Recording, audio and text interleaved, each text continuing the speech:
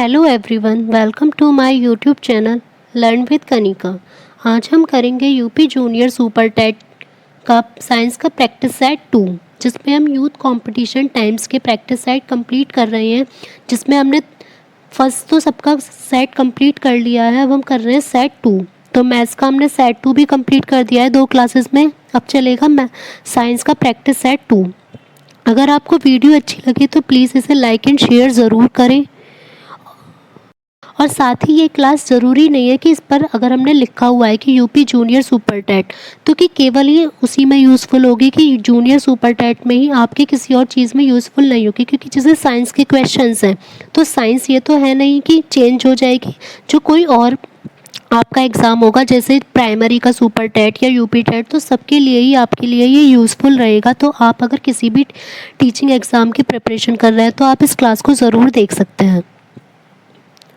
Question 101, विद्युत आवेश का एसआई मात्रक क्या होता है? विद्युत आवेश को हम क्या बोलते हैं? Electric charge. तो हमें बताना है कि चार्ज का जो एसआई मात्रक है, मींस स्टैंडर्ड जो यूनिट होती है इसकी क्या होती है? वोल्ट, केल्विन, कूलाम या किलोग्राम। अब हम देखते हैं कि इलेक्ट्रिक चार्ज की क्या होती है। वैसे अगर हम फॉर्मूले के अकॉर्डिंग देखें तो I इक्वल्स टू होता है Q अपॉन T। I होती है धारा, Q हो गया आवेश और T हो गया टाइम। तो Q इक्वल्स टू क्या हो जाता है? I into T. तो इसका अगर इसके अकॉर्डिंग मात्रक देखेंगे तो हमारा हो जाएगा एम्पियर इंटू सेकेंड। लेकिन इसमें पूछा गया है कि एसआई मात्रक, तो एसआई मात्रक होता है आवेश का कूलाम। लेकिन जैसे किसी ऑप्शन में एसआई मात्रक नहीं पूछा और एम्पियर सेकेंड हो तो वो हमारा ठीक होगा। तो इसका विद्युत आवेश का एसआई मात्रक होता है कूलाम। और वोल्ट किसका होता है? वोल्टेज या फिर विभवांतर बोल सकते हैं। केल्विन किसका होगा? टेम्परेचर का, ताप का। और किलोग्राम किसका होगा? मास मीन्स द्रव्यमान का। नेक्स्ट 102, यांत्रिक ऊर्जा मीन्स मैकेनिकल जो एनर्जी होती है वो किसके बराबर होती है? गतिज ऊर्जा प्लस रासायनिक ऊर्जा, गतिज ऊर्जा प्लस स्थितिज ऊर्जा, गतिज ऊर्जा प्लस ऊष्मीय ऊर्जा, गतिज ऊर्जा प्लस विद्युत ऊर्जा। तो जो मैकेनिकल एनर्जी होती है वो किसके बराबर होती है? हमारी गतिज ऊर्जा प्लस स्थितिज ऊर्जा। गतिज ऊर्जा कौन सी होती है? Kinetic energy. और स्थितिज ऊर्जा होती है हमारी पोटेंशियल एनर्जी, जिसको हम यू से रिप्रेजेंट करते हैं। अब गतिज ऊर्जा क्या होगी? जैसे कोई भी हमारी वस्तु चल रही है तो जो चलते टाइम उसमें ऊर्जा होती है वो कौन सी होगी? गतिज ऊर्जा। के नाम से ही हमें पता चल रही है गति, उसकी गति से जो ऊर्जा होगी। स्थितिज ऊर्जा होगी उसकी स्थिति से, मीन्स कोई अगर हमारी रेस्ट में ऑब्जेक्ट है तो उसकी उस टाइम पे कितनी ऊर्जा होगी, वो क्या होगी? उसकी स्थितिज ऊर्जा। तो दोनों का टोटल, उसकी रेस्ट वाली और उसकी गति वाली, दोनों का जो सम होगा वो क्या होगी? हमारी यांत्रिक ऊर्जा मीन्स मैकेनिकल एनर्जी। क्वेश्चन 103, यदि पृथ्वी पर आपका वजन, अगर पृथ्वी पर वेट दे रखा है 38 kg है, तो बुध ग्रह मीन्स मरकरी पर बताना है कि आपका वजन कितना होगा। अब इस क्वेश्चन में ऐसे हमसे उस पर भी पूछा जाता है, मेनली जो पूछा जाता है वो मून पर आपने देखा होगा पूछा जाता है। लेकिन ये न्यू क्वेश्चन है कि इसमें बुध ग्रह पर पूछा गया है। जब अगर आपसे पूछा जाएगा कि द्रव्यमान, अगर कहीं पर मास दे रखा होगा कि पृथ्वी पर इतना आपका द्रव्यमान है, तो बुध ग्रह या किसी भी ग्रह पर अगर द्रव्यमान पूछा जाएगा तो हमारा आंसर उतना ही रहेगा। क्योंकि हमारा जो द्रव्यमान होता है वो मास कभी चेंज नहीं होता। लेकिन वजन क्या होता है? वेट। वेट इक्वल्स टू होता है मास इंटू ग्रेविटेशनल फोर्स। तो ये हमारा चेंज हो जाता है क्योंकि जो स्मॉल जी की वैल्यू है वो हर एक प्लैनेट पर अलग अलग होती है।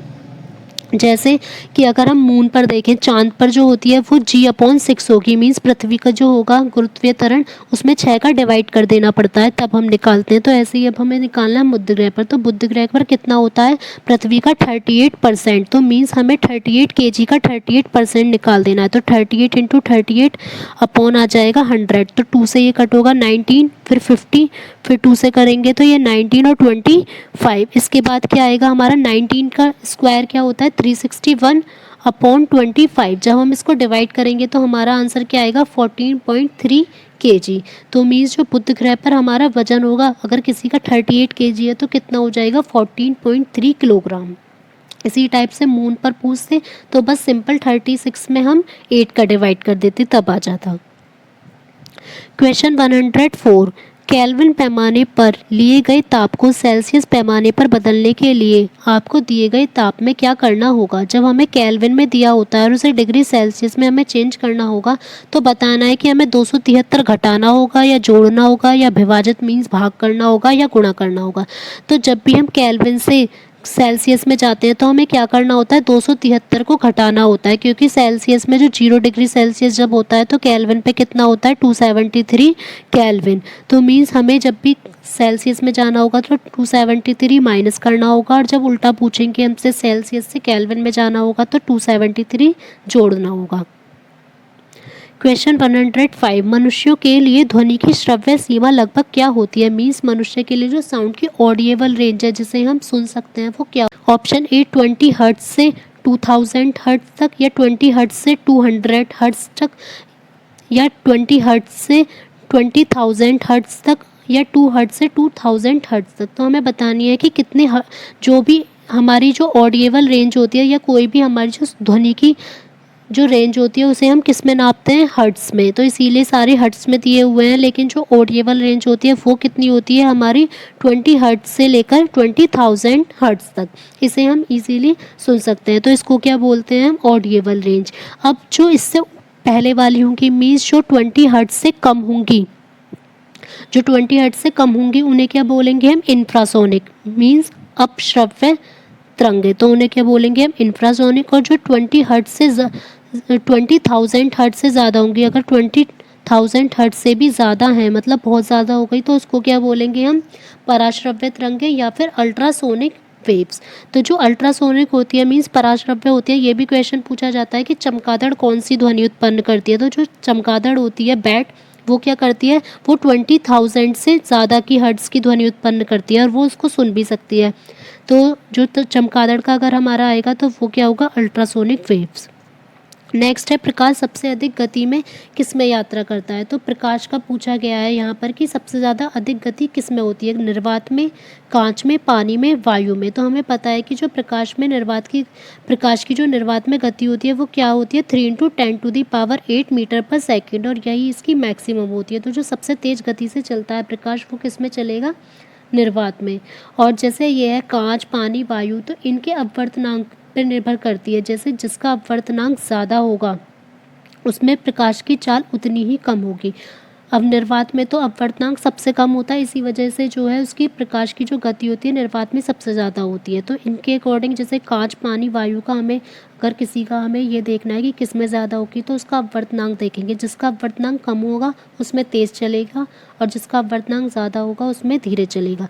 अगर यहाँ पर हमसे पूछा जाता है प्रकाश की जगह ध्वनि, तो ध्वनि का आंसर कभी भी निर्वात नहीं हो सकता, क्योंकि ध्वनि जो है, ध्वनि को चलने के लिए एक माध्यम की ज़रूरत होती है। तो वो कांच, पानी या वायु में तो चल सकती है लेकिन वो निर्वात में कभी चल ही नहीं सकती।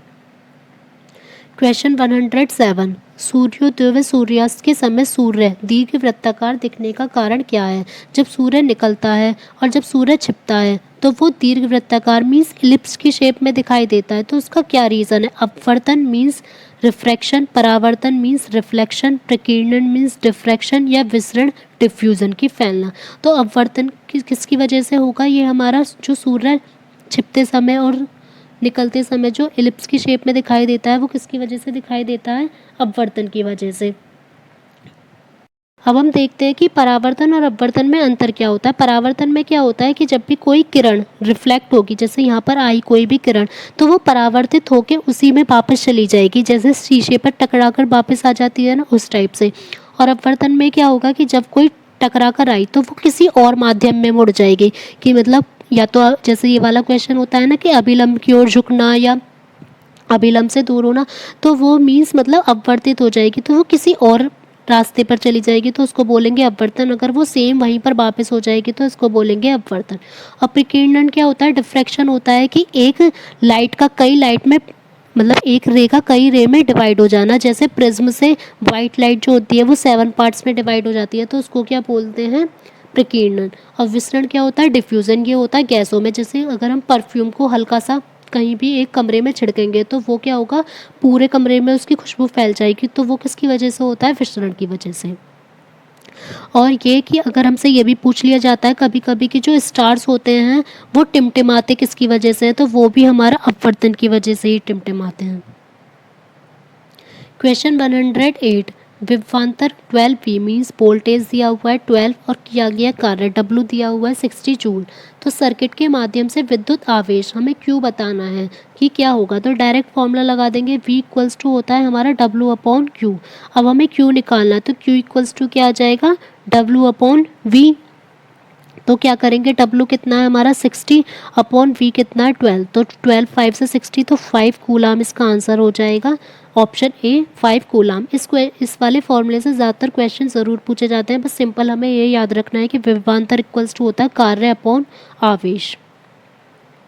क्वेश्चन 109, यदि एक सर्किट का प्रतिरोध मीन्स जो उसका रेजिस्टेंस है उसको दुगना कर दिया जाता है तो वोल्टेज को अगर हमें समान रखना है तो जो उसकी धारा को क्या करा जाएगा, आधा रखेंगे, आधी बढ़ जाएगी या आधी घट जाएगी, स्थिर रहेगी जैसी थी या शून्य रहेगी। अब जब भी हमसे पूछा जाएगा प्रतिरोध वोल्टेज और धारा में संबंध तो हम क्या लगाएंगे, ओम का नियम। ओम का नियम क्या था, V इक्वल्स टू होता है IR। इसमें हमसे पूछा जा रहा है कि हमें V को जो है सेम ही रखना है और R को हमने कर दिया दुगना, और V को हमें अगर सेम रखना है तो अगर हम R को दुगना कर रहे हैं तो इस 2 को कट करने के लिए हमें 2 का डिवाइड करना होगा, क्योंकि 2 से 2 कट हो जाएगा तो हमारा IR सेम ही रहेगा। तो अगर हम R को दुगना कर रहे हैं तो हमें धारा को क्या करना होगा, आधा। तो आंसर हो जाएगा ऑप्शन बी, आधी घट जाएगी। इसी टाइप से अगर पूछा जाता है कि प्रतिरोध को आधा कर दिया जाता है तो हम धारा को क्या कर देते, दुगना कर देते। सिंपल हमें ओम के नियम से ही इसको देखना होगा कि किस टाइप से है। क्वेश्चन 110, विद्युत कार्य की दर। अभी ये पिछले वाले सेट में भी मैंने बताया था कि कार्य की दर होगी तो क्या करना है, कार्य बटे समय की उसको करने की दर क्या है, कार्य बटे समय या फिर बोल सकते हैं ऊर्जा बटे समय। तो इसको क्या कहा जाता है, जब भी कार्य या ऊर्जा का समय से हम भाग करते हैं तो उसको क्या कहेंगे हम, शक्ति मीन्स पावर। और इसको किससे डिनोट करते हैं, पी से, क्योंकि पी इक्वल्स टू हमारा क्या फॉर्मूला होता है, डब्ल्यू अपॉन टी, और इसका मात्रक क्या होगा, वाट। तो हमारा क्या आंसर हो जाएगा इसमें, ऑप्शन बी, ऑप्शन डी शक्ति। क्वेश्चन 111, विद्युत बल्ब का सूत्र मीन्स फिलामेंट जो है वो टंगस्टन का बनाया जाता है। ये भी हमसे पूछ लिया जाता है कि जो बल्ब का फिलामेंट है वो किसका बना होता है, टंगस्टन का। अब वो किस वजह से टंगस्टन का बनाया जाता है, उच्च चालकता व उच्च गलनांक के कारण, उच्च प्रतिरोधकता व उच्च गलनांक के कारण, उच्च प्रतिरोधकता व क्वथनांक के कारण, या उच्च चालकता व क्वथनांक के कारण। तो इसकी वजह क्या होती है, ये तो हमें सबको पता है कि उसका जो मेल्टिंग पॉइंट है वो बहुत ज़्यादा हाई होता है, क्योंकि इजीली अगर वो पिघल नहीं सकता। तो ये तो हमें पता चल गया कि गलनांक होगा, तो हमारा ऑप्शन सी भी कट हो गया और डी भी कट हो गया। अब हमें देखना है कि उसकी चालकता ज़्यादा होगी या प्रतिरोधकता। तो चालकता अगर वो ज़्यादा होगी तो उसमें क्या होगा, चालकता का मीनिंग क्या होगा हमारा, कि उसमें इलेक्ट्रिसिटी ज़्यादा से ज़्यादा फ्लो हो सके। लेकिन उसकी होती क्या, उच्च प्रतिरोधकता ज़्यादा, मतलब अगर ओवरफ्लो हो जाता है तो जिसे वो इजीली रोक पाए। ऐसा नहीं कि ओवरफ्लो हो जाएगा तो, वरना तो वो फट ही जाएगा ना। तो एक तो उसका गलनांक ज़्यादा होगा और एक प्रतिरोधकता ज़्यादा होगी। इसी वजह से जो बल्ब का फिलामेंट है वो टंगस्टन का बनाया जाता है। क्वेश्चन 112, अलेक्जेंडर ग्राहम बेल द्वारा किसका आविष्कार किया गया था, टेलीफोन, बल्ब, रडार या रेल इंजन। तो ये हम सबको पता है कि ग्राहम बेल ने किसका आविष्कार किया था, टेलीफोन का। और बल्ब का किसने किया था, एडिसन। और रेल इंजन का किसने किया था, जेम्स वॉट। क्वेश्चन 113, चंद्रशेखर सीमा किस पर लागू होती है। चंद्रशेखर सीमा हमें बतानी है किससे रिलेटेड होती है, सितारों पर, ज्वालामुखी पर, प्रकाश की गति पर या वनस्पति जीवन पर। अब हम पहले देखते हैं कि चंद्रशेखर सीमा होती क्या है। ये क्या होती है, जब भी कोई स्टेबल और बौना, जो स्टेबल हो कोई भी, और बौना जो सितारा होता है, स्टार जो होता है, कोई भी बौना होगा तो उसका मैक्सिमम मास कितना हो सकता है, वो होती है चंद्रशेखर सीमा। मीन्स मैं तो उसको दोबारा बता देती हूँ, कोई भी अगर स्थिर है मतलब स्टेबल है और बौना वाइट कलर का स्टार है तो उसका मैक्सिमम मास कितना हो सकता है, उसे क्या बोलते हैं, चंद्रशेखर लिमिट। अब ये किससे रिलेटेड होगा, ये हमें पता चल गया अब इसी लाइन से कि वो किससे रिलेटेड होगी, सितारों से। नेक्स्ट है, लोहे में जंग लगना इनमें से किसका सामान्य उदाहरण है। लोहे में हमें पता है रस्टिंग हो जाती है, जंग लग जाती है, तो वो किसका उदाहरण है, भौतिक परिवर्तन, ऊष्माक्षेपी परिवर्तन, ऊष्माग्राही परिवर्तन, रासायनिक परिवर्तन। अब पहला भौतिक परिवर्तन क्या होता है, जिसमें हम किसी चीज़ में परिवर्तन करेंगे तो वो वापस उसी चीज़ में चेंज हो जाएगा। जैसे कि अगर हमारा पानी है उसको हम जमाएंगे, बर्फ़ बन जाएगी। अब बर्फ़ को पिघला देंगे तो वो फिर से पानी बन जाएगा, तो वो क्या हो जाता है हमारा भौतिक परिवर्तन। ऊष्माक्षेपी परिवर्तन क्या होगा, जिसमें से ऊष्मा निकलती हो, कि कोई ऐसी रिएक्शन हो जिसमें से ऊष्मा बाहर निकल रही है। ऊष्माग्राही क्या होगा, कि कोई भी ऐसी परिवर्तन जिसमें वो ऊष्मा ग्रहण कर रहा है। नेक्स्ट रासायनिक परिवर्तन। रासायनिक परिवर्तन क्या होगा, इस टाइप के परिवर्तन जिसे हम वापस नहीं कर सकते, मतलब रिवर्सिबल नहीं होंगे। अब जैसे अगर हमने रोटी बना दी, आटे से गूंथ कर रोटी बना दी, अब रोटी को दोबारा आटे में तो चेंज नहीं कर सकते ना, तो वो क्या होगा, रासायनिक परिवर्तन। अब हमें देखना है लोहे में जंग लगना। जब लोहे में जंग लग जाती है तो उस पे से वो जंग को हम हटा नहीं सकते, तो वो क्या होगा हमारा रासायनिक परिवर्तन। बस उस जंग को आगे ना लगे इतना रोक सकते हैं कि उस पर पेंट वगैरह करके, बट जो लगी हुई जंग है उसको नहीं हटा सकते हैं। क्वेश्चन 115, 90 ग्राम में मौजूद 90 ग्राम पानी में मौजूद मोलों की संख्या क्या होगी। जब भी हमें मोल की संख्या निकालनी होगी तो क्या करेंगे, जितना भी हमें ये मास दिया हुआ है अपॉन कि H2O का द्रव्यमान क्या होगा, हमें पहले H2O का निकालना होगा। तो H का कितना होता है हमारा 1, तो 1 2 सा हो जाएगा 2, और O का कितना होता है 16, तो हो गया 18। पहले ये हमें सबको निकालना आना चाहिए कि कितना होगा। इसका द्रव्यमान संख्या के अकॉर्डिंग लेते हैं। H की द्रव्यमान संख्या कितनी होती है 1, तो 1 2 ज़ा 2, O की कितनी होती है 16, तो 18 हो गया। अब 18 को 90 से डिवाइड कर देंगे तो हमें पता चल गया कि उसमें कितने मोल होंगे 5, तो आंसर हो जाएगा ऑप्शन बी। नेक्स्ट, परमाणु के नाभिक में डैश होते हैं। इसमें हमें बताना है कि जो परमाणु का न्यूक्लियस होता है किसी एटम का, उसमें क्या क्या होता है, न्यूट्रॉन, इलेक्ट्रॉन, प्रोटॉन या प्रोटॉन और न्यूट्रॉन। तो जो नाभिक होता है उसमें हमेशा क्या होता है, प्रोटॉन और न्यूट्रॉन। इलेक्ट्रॉन तो उसके चारों तरफ होंगे हमारे, और प्रोटॉन और न्यूट्रॉन दोनों नाभिक के अंदर होंगे, तो आंसर हो जाएगा ऑप्शन डी। क्वेश्चन 117, किसी परमाणु के नाभिक में मौजूद प्रोटॉन और न्यूट्रॉन की कुल संख्या को क्या कहा जाता है। अब हमें बताना है कि जो प्रोटॉन प्लस न्यूट्रॉन होगा उसको हम क्या बोलेंगे, एवोगाड्रो नंबर, द्रव्यमान संख्या, परमाणु क्रमांक या गॉस संख्या। तो प्रोटॉन प्लस न्यूट्रॉन को क्या बोला जाता है, पर द्रव्यमान संख्या। ये फॉर्मूले में पूछा भी जाता है कि प्रोटॉन की संख्या निकालो, या फिर कोई सा भी पूछ सकते हैं तीनों में से। तो द्रव्यमान संख्या जो मास नंबर इक्वल्स टू होता है प्रोटॉन प्लस न्यूट्रॉन। परमाणु क्रमांक तो हमारा होता है एटॉमिक नंबर, और एवोगाड्रो नंबर क्या होता है हमारा 6.023 इंटू 10 की पावर 23। यहाँ पर हमारा आंसर हो गया ऑप्शन बी, द्रव्यमान संख्या। नेक्स्ट, ऑक्सीकरण प्रतिक्रिया में निम्नलिखित में से क्या होता है। अब बताना है कि जब ऑक्सीडेशन होता है तो क्या होता है, इलेक्ट्रॉन में वृद्धि होती है, इलेक्ट्रॉन में कमी होती है, प्रोटॉन में वृद्धि होती है या प्रोटॉन में कमी होती है। तो जब भी ऑक्सीकरण या अपचयन होता है तो उसका रिलेशन हमारा इलेक्ट्रॉन से होता है, तो सी और डी तो हमारे इकट्ठे कर दीजिए। अब नेक्स्ट है, वृद्धि होगी या कमी होगी। तो जब ऑक्सीकरण होगा तो इलेक्ट्रॉन में क्या होगी, कमी, और जब अपचयन होगा तो इलेक्ट्रॉन में क्या होगी, वृद्धि। अपचयन होगा रिडक्शन और ऑक्सीकरण होगा ऑक्सीडेशन। तो जो इलेक्ट्रॉन ग्रहण करते हैं तो वो बोलेंगे उसको हम अपचयन या अपकरण भी बोल सकते हैं, और जब इलेक्ट्रॉन में कमी होगी तो उसको बोलेंगे ऑक्सीकरण। और यहाँ पर इलेक्ट्रॉन पूछा गया, ये भी पूछ सकते थे कि ऑक्सीजन का ऐड होना, अगर ऑक्सीजन ऐड हो रही है तो वो किस में होगी, ऑक्सीकरण में, और अगर हाइड्रोजन ऐड हो रही है तो वो किस में होगी, अपचयन में। 119, डैश ऑक्साइड अम्लों के साथ क्षारों के साथ भी अभिक्रिया करते हैं। कौन से ऐसे ऑक्साइड हैं जो एसिड से भी रिएक्ट करते हैं और बेस से भी रिएक्ट करते हैं। निष्क्रिय, अम्लीय, क्षारीय, उभयधर्मी। तो ये तो हमें ऑप्शन से ही पता चला। निष्क्रिय क्या होगा, जो किसी से भी करेगा ही नहीं। अम्लीय जो केवल अम्ल के साथ करेगा। क्षारीय जो केवल क्षार के साथ करेगा। और उभयधर्मी कौन से होंगे, जो दोनों के साथ करेंगे। तो इसके नाम से ही पता चल गया, उभयधर्मी ऑक्साइड जो अम्लों के साथ साथ क्षारों के साथ भी रिएक्शन करेंगे। अब इसका एग्जाम्पल कौन सा होता है, एल्यूमिनियम ऑक्साइड। तो जो Al2O3 होता है वो अम्ल के साथ भी रिएक्ट करता है और क्षार के साथ भी रिएक्ट करता है। नेक्स्ट, वनस्पति तेल जो होता है उसका जब हाइड्रोजनीकरण करते हैं तो डैश का एक उदाहरण है। तो वो किस चीज़ का उदाहरण है, कौन से टाइप की रिएक्शन है। विस्थापन मीन्स डिस्प्लेसमेंट, मिश्रण रिएक्शन मतलब कॉम्बिनेशन, संकलन अभिक्रिया मीन्स एडिशन रिएक्शन, प्रतिस्थापन हो जाएगा डिस्प्लेसमेंट। तो हमारा कौन सा है कि जब तेल से क्या करते हैं, जब वनस्पति तेल होता है और उसका हाइड्रोजनीकरण मीन्स उसकी हाइड्रोजन से रिएक्शन कराते हैं और उस पर हमारा किसकी उपस्थिति में, निकेल की उपस्थिति में, तो क्या बन जाता है, वसा जो तेल से हम वसा जब बनाते हैं तो उसमें हाइड्रोजन से रिएक्शन कराते हैं। तो ये किस टाइप की रिएक्शन होगी? अब तेल में हाइड्रोजन ऐड हो रहा है तो ये किस टाइप की रिएक्शन हो जाएगी? एडिशन।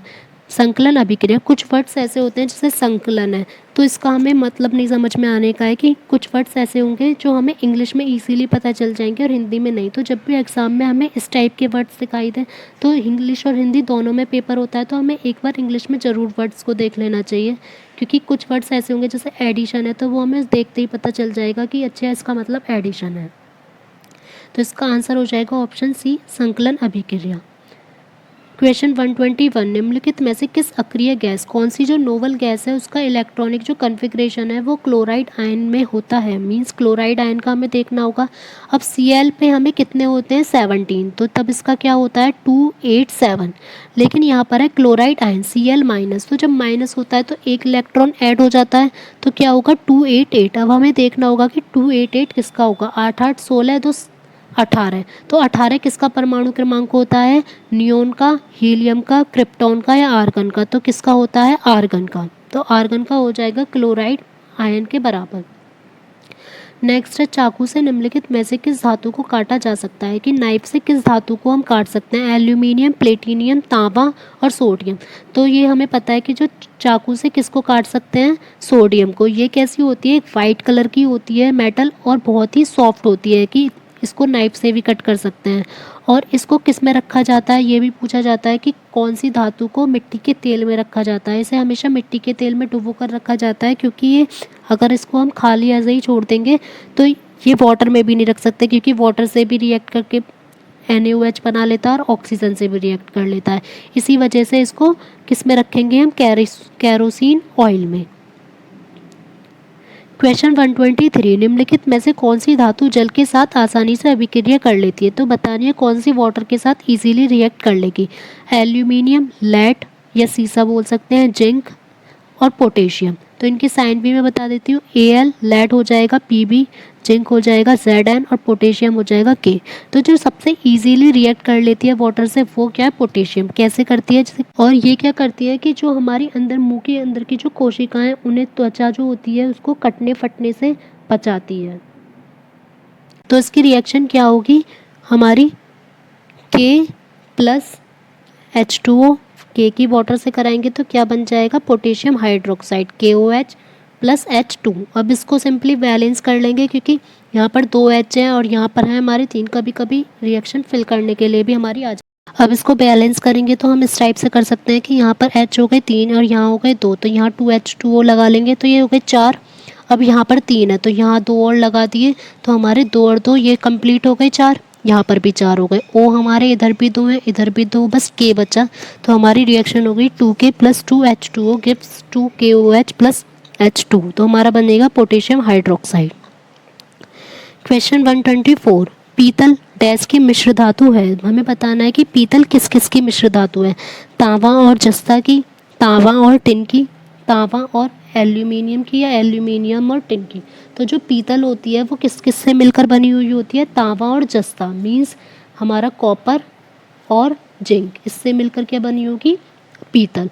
और तांबा और टिन, कॉपर और टिन से मिलकर क्या बनी हुई होती है? कांसा, मीन्स उसको ब्रॉन्ज भी बोल सकते हैं या फिर कांसा भी बोल सकते हैं। ये ज़्यादातर पूछे जाते हैं, एक तो पीतल वाला और एक ब्रॉन्ज वाला, और एक और पूछा जाता है हमसे जर्मन सिल्वर। जर्मन सिल्वर किस किस से मिलकर बना हुआ था? होता है कॉपर, जिंक प्लस निकेल। तो ये वाले हमें याद रखने हैं। पीतल हो गया कॉपर प्लस जिंक, कांसा हो गया कॉपर प्लस टिन, और जर्मन सिल्वर क्या हो गया? Copper plus zinc plus nickel.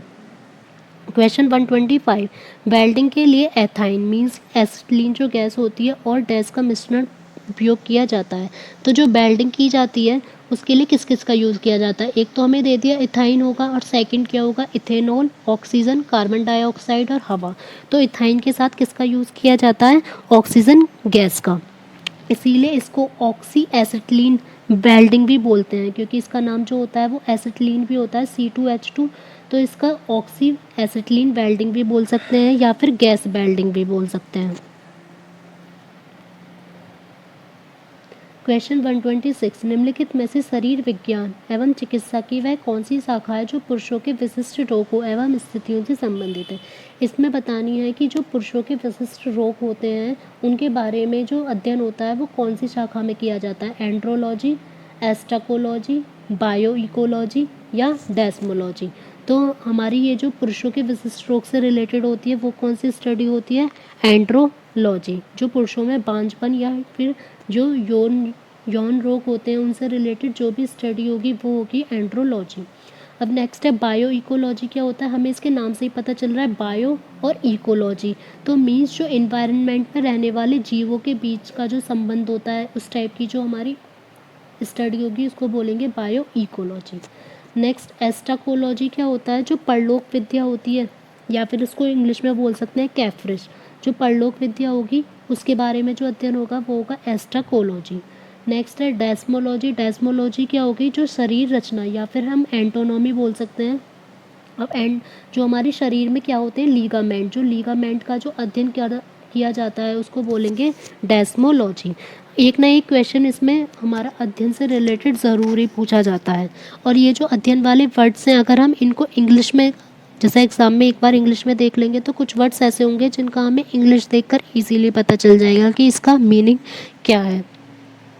Question 127 dash ऊतक हमारे मुंह की आंतरिक स्तर को बनाता है। तो जो मुंह का अंदर का स्तर होता है उसे कौन सा ऊतक बनाता है, स्लेटेड कॉलमर एपिथीलियम, सरल स्क्वेमस एपिथीलियम या स्त्रीकृत स्क्वेमस एपिथीलियम या कॉलमर एपिथीलियम। तो जो मुंह के अंदर का स्तर होता है उसे कौन बनाता है, सरल स्क्वेमस एपिथीलियम। क्योंकि ये जो हमारे मुंह के अंदर का पार्ट होता है वो बहुत ही सॉफ्ट होता है, इसी वजह से जो सिंपल स्क्वेमस एपिथीलियम है वो उससे बनी होती हैं हमारी मुंह के अंदर की जो कोशिकाएं होती हैं। क्वेश्चन 128 कौन सा ऊतक पौधों के प्रकाश संश्लेषक हिस्सों से सामग्री के परिवहन में मदद करता है। इसमें है मीन्स कि जब पौधों का प्रकाश संश्लेषण होता है तो एक तो पानी जाता है पौधों में और एक जाता है फूड मटेरियल। तो बताना है कि कौन सा जो सामग्री के परिवहन में मदद करता है, फ्लोएम, जाइलम, भरण ऊतक या विभोज्यातक ऊतक। तो हमें इसमें मीन्स जब भी हमसे पूछा जाए जल या सामग्री का तो उसमें हमेशा दो ही यूज़फुल होते हैं, एक तो फ्लोएम और एक जाइलम। अब इसमें हमें कन्फ्यूज़न हो जाती है कि कौन सा जल के लिए है और कौन सा मतलब फूड मटेरियल के लिए है। तो ये पहले मुझे भी कन्फ्यूज़न होती थी, तो मैं जिस ट्रिक से मैंने लर्न किया हुआ है मैं वो ही आपको बता देती हूँ कि कैसे याद करना है। जैसे जाइलम में जय होता है तो ये याद रखना है कि जाइलम से क्या जाएगा, जल। और नेक्स्ट बचा फ्लोएम, या फिर फूड से याद रख सकते हैं कि फूड से क्या जाएगा, हम फूड किससे जाएगा, फ्लोएम से। तो इस टाइप से इसको याद रखेंगे तो कभी भी कन्फ्यूज़न नहीं होगी। जाइलम से हो जाएगा जल और फ्लोएम से हो जाएगा हमारा फूड मटेरियल। तो इसमें पूछा गया सामग्री तो हमारा आ जाएगा आंसर फ्लोएम। अगर जल पूछा जाता तो हो जाता ऑप्शन बी। क्वेश्चन 129 निम्नलिखित में से कौन सा अंडे देने वाला स्तनपायी है। इसमें हमसे पूछा गया है कि अंडा देने वाला स्तनपायी मीन्स अंडा देने वाला मैमल कौन सा है। ये तो हमें पता है कि अंडा देने वाले ज़्यादातर हमारे जो पक्षी होते हैं या सरीसृप वगैरह ये सब होते हैं, लेकिन इसमें पूछा गया है मैमल कौन सा है, खरगोश, कंगारू, बत्तख या प्लेटिपस। तो खरगोश पता है हमें बच्चे देता है तो वो केवल स्तनपायी है, वो अंडे नहीं देने वाला। ना कंगारू अंडे देता, बत्तख देती है लेकिन वो स्तनपायी नहीं है। इसमें पूछा है कि स्तनपायी भी हो और अंडे भी देने वाला हो तो वो कौन सा होता है, प्लेटिपस। इसे क्या कहा जाता है, ये भी पूछ सकते हैं कि पक्षियों और स्तनपायी के जो बीच की कड़ी होती है उसको वो कौन होती है, प्लेटिपस। क्योंकि ये अंडे भी देता है और स्तनपायी भी होता है, इसीलिए इन दोनों के बीच की ये कड़ी मानी जाती है। क्वेश्चन 130 ऑक्टोपस के खून का रंग किस टाइप का होता है। बताना है कौन से कलर का ऑक्टोपस का खून होता है। हमें पता है कि ऑक्टोपस के कितने पैर होते हैं, 8, लाल, नीला, गुलाबी, काला। तो ऑक्टोपस का जो खून का रंग होता है वो कौन सा होता है, नीला। अब वो नीला होता किसकी वजह से है, उसमें हीमोसाइनिन होता है। तो हीमोसाइनिन में जो कौन सी धातु पाई जाती है, कॉपर। हमें पता है कि कॉपर की वजह से जिसमें भी कॉपर होता है उसमें ब्लू कलर होता है, तो इसी वजह से ऑक्टोपस के जो खून का रंग है वो नीला होता है। और ये कौन से संघ के अंतर्गत आता है, मोलस्का। ये भी पूछ सकते हैं कि मोलस्का के अंतर्गत कौन सा आता है या फिर ऑक्टोपस किसके अंतर्गत आएगा, मोलस्का के। नेक्स्ट, अग्नाई रस में मौजूद डैश एंजाइम प्रोटीन को एमिनो एसिड में परिवर्तित कर देता है। इसमें पूछा है हमसे कि जो पैनक्रियाटिक जूस होता है उसमें कौन सा ऐसा एंजाइम होता है जो प्रोटीन को एमिनो एसिड में कन्वर्ट कर देगा। ट्रिप्सिन, पेप्सिन, एमाइलेज या फिर लाइपेज। तो वो कौन सा होगा? ट्रिप्सिन। ट्रिप्सिन जो क्या करेगा, प्रोटीन को एमिनो एसिड में चेंज कर देगा। वैसे जो अग्नाशय रस में जो मौजूद सभी एंजाइम होते हैं वो निष्क्रिय अवस्था में होते हैं, और होते कौन कौन से हैं, जैसे एमाइलेज भी होता है, लाइपेज भी होता है, और न्यूक्लियस ट्रिप्सोजैन भी होता है। इस टाइप से पेप्टिडेज बहुत सारे एंजाइम होते हैं, लेकिन जो इसमें चेंज करता है वो कौन होता है? ट्रिप्सिन। ये क्या करेगा? ट्रिप्सिन क्या करता है, जितने भी अग्नाय रस में जो भी एंजाइम होते हैं वो सारे निष्क्रिय होते हैं, ये उन्हें सबको सक्रिय कर देता है, जिससे कि हर कोई अपना एक वर्क करने लगता है, और ये प्रोटीन को एमिनो एसिड में तभी चेंज कर देगा। क्वेश्चन 132, निम्नलिखित में से कौन सी नलिका है जो दिल से निकलती है, जो हमारे हार्ट से होकर जाएगी और शरीर में विभिन्न अंगों में रक्त संचारित करती है। मीन्स कहा गया है कि हार्ट से बॉडी को जो ब्लड है वो कौन लेकर जाती है? सिराएं, फेफड़े तक जाने वाली रक्त कोशिका, धमनी, या फिर फेफड़ों की धमनियाँ। तो जो हमारा हार्ट से बॉडी को लेकर जाएगी तो उसमें इसका मतलब जो होगा प्योर ब्लड होगा, क्योंकि हार्ट से वो बॉडी को लेकर जा रही है। तो वो कौन करती है वर्क? धमनी मीन्स आर्टरी। तो आर्टरी क्या करेगी? हार्ट से बॉडी के हर पार्ट तक शुद्ध रक्त को लेकर जाएगी, उसको बोल सकते हैं ऑक्सीजनेटेड ब्लड। लेकिन इसमें बस एक अपवाद होता है, जो पल्मोनरी आर्टरी होती है वो क्या करती है, उसमें हमारा अशुद्ध रक्त होता है शुद्ध की जगह। वो क्या करेगी? हार्ट से फेफड़ों मीन्स लंग्स को लेकर जाएगी अशुद्ध रक्त, क्योंकि हमारा जो लंग्स में ही तो रक्त को शुद्ध होने की प्रक्रिया होती है ना, तो वो हार्ट से लंग्स को लेकर जाती है पल्मोनरी धमनी। 133, डायलिसिस की प्रक्रिया किससे संबंधित है? कि डायलिसिस हमने सुना हुआ है, तो वो किससे रिलेटेड होता है? जिगर मीन्स लीवर से, फेफड़े लंग्स से, पेट स्टोमक से, या गुर्दा किडनी से। तो डायलिसिस की प्रक्रिया किस में होती है? हमारे गुर्दे में। क्वेश्चन 134, मनुष्य में जो मांसपेशियों को हड्डियों से जोड़ने वाला ऊतक है उसे क्या कहते हैं? तो इसमें बताना है कि जो मांसपेशियों को हड्डी से जोड़ेगी, तो जो मसल को बोन से जोड़ती है उसको क्या बोलते हैं हम? कंडरा, तंतु, तंत्रिकाक्ष या उर्विका। तो उसको हम बोलते हैं टेंडन। बहुतों को ऐसा हो सकता है कि कंडरा ना पता हो हिंदी में बोलेंगे कंडरा और इंग्लिश में बोलेंगे टेंडन। और जो बोन को बोन से ही जोड़ती है उसको क्या बोलेंगे हम? लीगामेंट। उसको हिंदी में बोलते हैं स्नायु। तो ये हमें याद रखना है। वैसे ये वर्ड्स हमें इंग्लिश में ज़्यादा पता रहते हैं। जो मांसपेशी को हड्डी से जोड़ेंगे उसको टेंडन या कंडरा बोलेंगे, और जो हड्डी को हड्डी से जोड़ेंगे उसको बोलेंगे लीगामेंट या फिर स्नायु। क्वेश्चन 135, थायरॉक्सिन के संश्लेषण के लिए क्या आवश्यक है? पोटेशियम, सोडियम, कैल्शियम या आयोडीन। तो पहले हमें देखना है कि थायरॉक्सिन जो हार्मोन होता है वो कहाँ से निकलता है? थायराइड जो ग्रंथि होती है उससे थायरॉक्सिन निकलता है। हमें पता है कि जो थायराइड ग्रंथि होती है वो किससे रिलेटेड होती है? उसमें कौन सा होता है? आयोडीन। तो जो थायरॉक्सिन का संश्लेषण होता है उसके लिए क्या आवश्यक होता है? हमारा आयोडीन। और 100 ml में कितना आयोडीन होता है? 0.3 ग्राम। ये भी हमसे पूछ सकते हैं अगर, तो 100 ml में केवल 0.3 ग्राम जो होगा वो आयोडीन होगा। और आयोडीन की कमी से कौन सा रोग हो जाता है? घेंघा रोग। नेक्स्ट, पुरुषों में प्राथमिक यौन अंग कौन सा होता है? जो प्राइमरी यौन अंग होता है वो पुरुषों में कौन सा होगा? प्रोस्टेट, वृषण, वास डेफरेंस या वीर्य पुटिका। तो जो प्राइमरी सेक्सुअल पार्ट होता है जो खुद से होता है ये शुरू में, तो उसको बोलेंगे हम वृषण मीन्स टेस्टीज। तो पुरुषों का क्या हो जाएगा यहाँ पर? टेस्टीज। वैसे जो प्राइमरी अन्य जो मतलब सहायक होते हैं वो और भी होते हैं, जैसे अधिवृषण होता है, शुक्रवाहिनियाँ होते हैं, शुक्राशय होता है, लेकिन जो मेन होता है वो होता है हमारा वृषण टेस्टीज। क्वेश्चन 137, मनुष्यों में निषेचित अंडा डैश के स्तर में प्रत्यारोपित हो जाता है। जो मनुष्यों में निषेचित अंडा होता है, निषेचन के बाद जो अंडा होगा वो किस में प्रत्यारोपित हो जाता है? योनि में, गर्भाशय में, गर्भाशय ग्रीवा में या फिर अंडाशय में। तो जो निषेचन के बाद जो अंडा होगा वो किस में चला जाता है? गर्भाशय में। और निषेचन की प्रक्रिया कहाँ पर होती है? अंड वाहिनी में। जो निषेचन की प्रक्रिया अगर पूछी जाएगी तो वो अंडवाहिनी में होगी, और उसके बाद जो अंडा जाएगा वो किस में जाएगा? गर्भाशय की भित्ति में। नेक्स्ट 138 डैश में विटामिन डी सबसे ज़्यादा होता है, तो विटामिन डी का हमें बताना है कि कौन सा सबसे ज़्यादा सूत्र कौन सा होगा स्रोत, विनोला मीन्स कॉटन सीड का तेल, जैतून का तेल, कॉड्स लिवर ऑयल या फिर मछली का तेल या सूरजमुखी का तेल। तो विटामिन डी जो होता है सबसे ज़्यादा वो किस में होता है, कॉड लिवर ऑयल में, जैसे हम मछली का तेल भी बोलते हैं। और मछली के तेल में क्या होता है, ओमेगा 3 वसा अम्ल होते हैं जो शरीर के जो शोथ होता है उसको बहुत ज़्यादा कम कर देते हैं।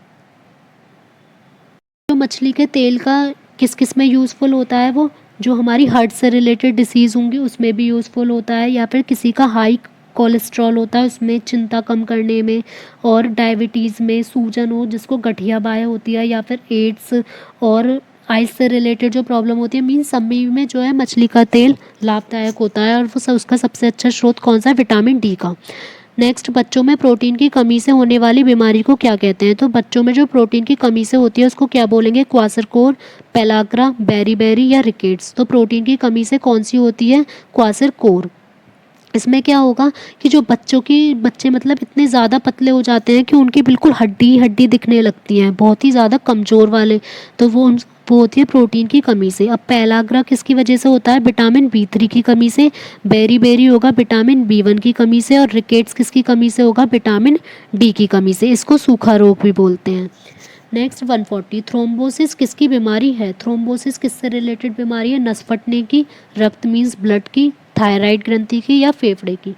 तो जो थ्रोम्बोसिस होती है वो किससे रिलेटेड होती है, हमारी रक्त की।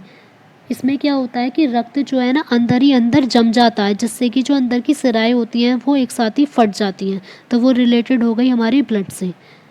141 पहला प्रकाश संश्लेषी ऑक्सीजन उत्पन्न करने वाला जीव पृथ्वी पर प्रकट हुआ था, कि पहला प्रकाश संश्लेषित ऐसा कौन सा जीव था ऑक्सीजन उत्पन्न करने वाला, साइनोबैक्टीरिया, ब्रायोफाइट, हरित शैवाल मीन्स ग्रीन एल्गी, या फिर जीवाणु बैक्टीरिया।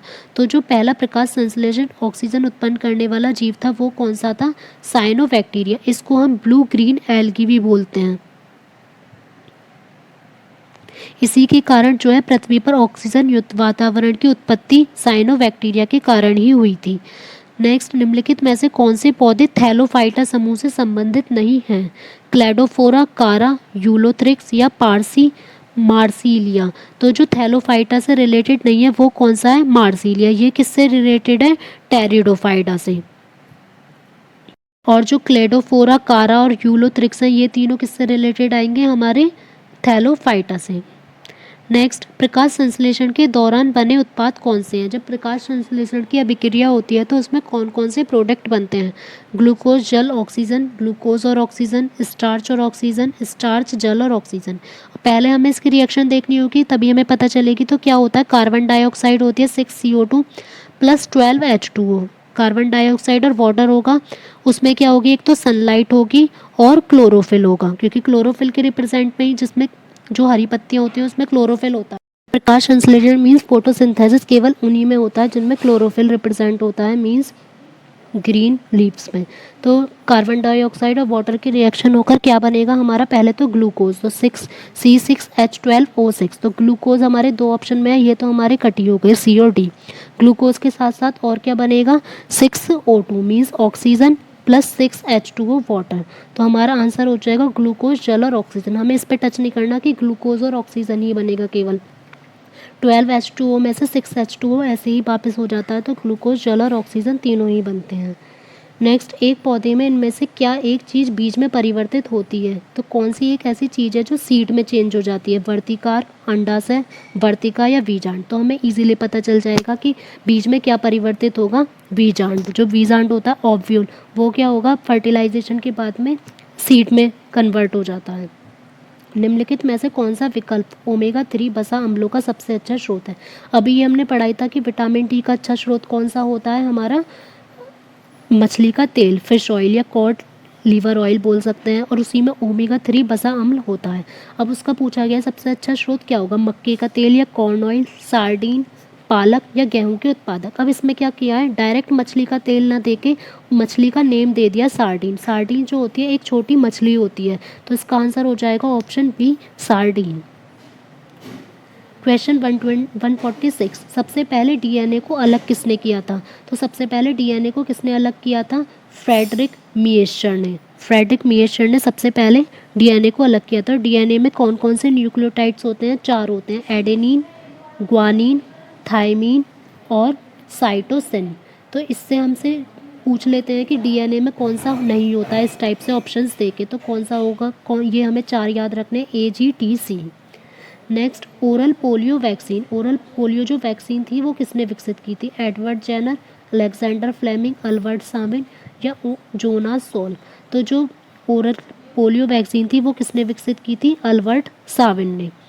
और एडवर्ड जेनर ने किसका किया था? चेचक का टीका। और अलेक्जेंडर फ्लेमिंग ने पेनिसिलिन की खोज की थी। नेक्स्ट, पाचन के अंत में जारी ऊर्जा का रूप क्या होता है? जब हमारा डाइजेशन हो जाता है तो जो लास्ट में ऊर्जा होती है उसका क्या रूप होता है? विद्युत ऊर्जा। तो विद्युत ऊर्जा तो हो नहीं सकता है, हमारे बॉडी के अंदर कहीं इलेक्ट्रिसिटी तो फ्लो होती नहीं है। गतिज ऊर्जा। गतिज ऊर्जा होती है केवल चलने पर। ऊष्मीय ऊर्जा होगी कि जब हीट होगी। तो जो डाइजेशन होती है वो एक किस टाइप की रिएक्शन है? रासायनिक ऊर्जा। और ये भी पूछ लेते हैं कि वो ऊर्जा किस फॉर्म में होती है? ATP की फॉर्म में, adenosine triphosphate. Next, APGAR scale क्या होता है? APGAR स्केल पर्वतों की ऊंचाई नापने के लिए होता है, समय नापने के लिए, एक नवजात शिशु की भौतिक स्थिति निश्चित करने के लिए या लंबी आयु निश्चित करने के लिए। तो जो AGPAR स्केल होता है वो किसके लिए होता है? कि जो इन्फेंट चाइल्ड होता है उसकी भौतिक स्थिति निश्चित करने के लिए। इसमें क्या देखा जाता है? बच्चों का स्किन कलर डिसाइड किया जाता है कि उसका स्किन कलर किस टाइप का है और उसकी रिफ्लेक्सिबिलिटी किस टाइप की है और उसकी हार्ट बीट वगैरह, हार्ट रेट जो होता है, ये सब इससे डिसाइड किया जाता है। लास्ट क्वेश्चन, निम्नलिखित में से कौन सहजीवी संबंध दिखाता है? तो सहजीवी संबंध क्या होता है? हमारा सिम्बायोसिस। तो सिम्बायोसिस रिलेशन क्या होता है? जब दोनों एक दूसरे के साथ रहते हैं और एक दूसरे को लाभ पहुंचाते हैं, मतलब कोई भी एक दूसरे को हानि नहीं पहुंचाएगा, दोनों एक दूसरे को लाभ ही पहुंचाएंगे, तो उसे बोलेंगे सहजीवी। तो ये कौन से होंगे? डायटम, एनाबीना, स्पायरोगायरा या लाइकेन। तो इसमें होता है जो सहजीवी संबंध शो करता है वो होता है लाइकेन। लाइकेन किस किस के बीच में सहजीवी संबंध होता है? शैवाल, एल्गी और फंगी, कवक के बीच में। तो एल्गी और फंगी के बीच में जो होता है वो होगा लाइकेन। अगर आपको आज की क्लास अच्छी लगी हो तो प्लीज़ वीडियो को लाइक एंड शेयर ज़रूर करें एंड साथ ही चैनल को सब्सक्राइब भी करें। Thank you.